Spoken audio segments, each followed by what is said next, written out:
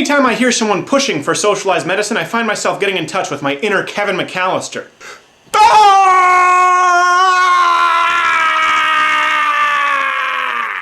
Seeing as I was raised in Canada, I always get the same comments from dumb liberal Americans. I hear you got great Medicare in Canada.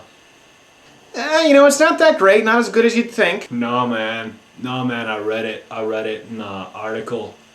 Said you got good healthcare. Okay, you want to know your healthcare plan in Canada? Don't get sick! Yeah, sickness is about the only thing we don't cover. Let me run you through the average blood test in Canada. You have to get up at dark 30, head on down to the local clinic, grab a number, wait 2, 3, maybe 5 hours. Legally, they're technically not allowed to tell you how long the wait's gonna be. Sit there with all the coughing, sneezing lepers for all you know, until finally it's your turn and you get to a disgruntled, underqualified governmental employee shoving a piece of metal in your arm. Fun for the whole family.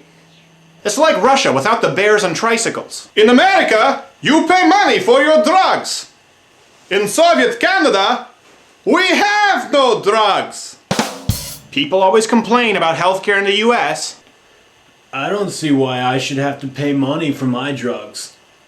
No, of course not. Because it's not like drugs cost money to make. They come from a magical lollipop field. A land where Nancy Pelosi and Al Gore spin recycled trash into golden yarn and insulin shots. Here's the way I look at it. If Richard Simmons can make dozens of $1 million from Dance Your Pants Off Volume 4, the guy who gave us the polio vaccine deserves some loose change. We have to acknowledge that the vast majority of new drugs come from private companies who invest huge amounts and take very large risks in order to turn a profit. And those drugs wouldn't cost so much if the FDA stopped bottlenecking their progress. There are dozens of possible cures sitting on the FDA shelf for countless diseases that we don't have access to because they might cause slight stomach discomfort. What am I, 4? I can handle a stomach ache. Is the government gonna make us eat our dinner slowly and wait an hour before swimming too? Sorry, little guys, you can't cure yourselves because you might get a tummy ache. Oh, we're also banning milkshakes now because they've been known to cause brain freeze. In Soviet Canada, milk shakes you. We need price cuts, bro. That's what we need.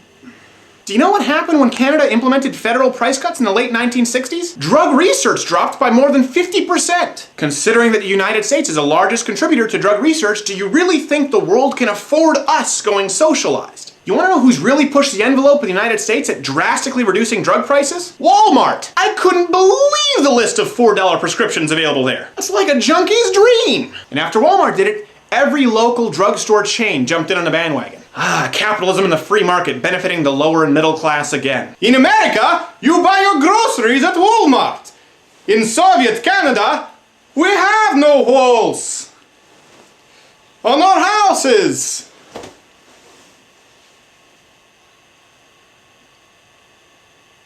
And it is very cold.